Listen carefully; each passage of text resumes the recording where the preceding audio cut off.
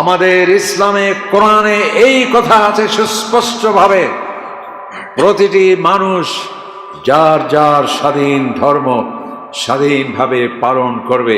কেউ জোর জবরদস্তি করে কোনো ধর্মীয় বিশ্বাস কোনো মানুষের উপর চাপিয়ে দিতে পারবে না। কোরআন শরীফ আল্লাহ তাআলা লা ইকরাহা ফিদ্দীন, কোনো জোর জবরদস্তি করে কোনো ধর্মমত কোনো ব্যক্তির উপর চাপিয়ে দেওয়া যাবে না।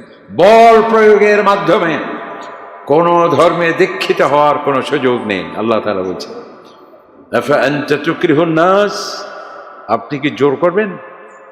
এটা আমাদেরকে বলছেন আল্লাহ তাআলা। হাত্তা ইয়াকুনু মুমিনিন, সকল মানুষ মুমিন হয়ে যাবে, এই কি আপনার কর্মসূচি হবে? না, আল্লাহ তাআলা বলছেন ইন্না হাদাইনাহুস সাবিল, আমি নবীদের মাধ্যমে রাসূলদের মাধ্যমে সত্য পথ কোনটি সেটা আমি জানিয়ে দিয়েছি, সেটা আমি সুস্পষ্ট করে দিয়েছি।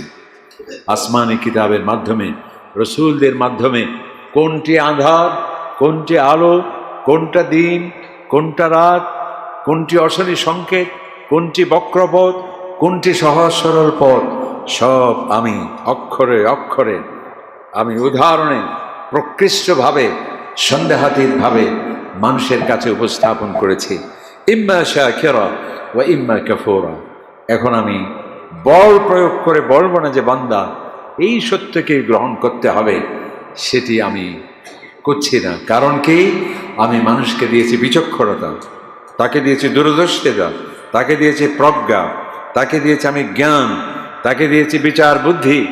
এর মাধ্যমে বিচার বিশ্লেষণ করে সে বুঝতে পারবে কোনটি সত্য আর কোনটি মিথ্যে।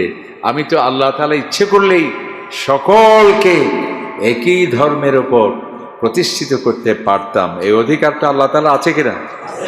কারণ তিনিই তো সৃষ্টি করছেন আমাদের, তিনিই তো আমাদের হাজারো নেয়ামত দিয়ে ডুবিয়ে রেখেছেন।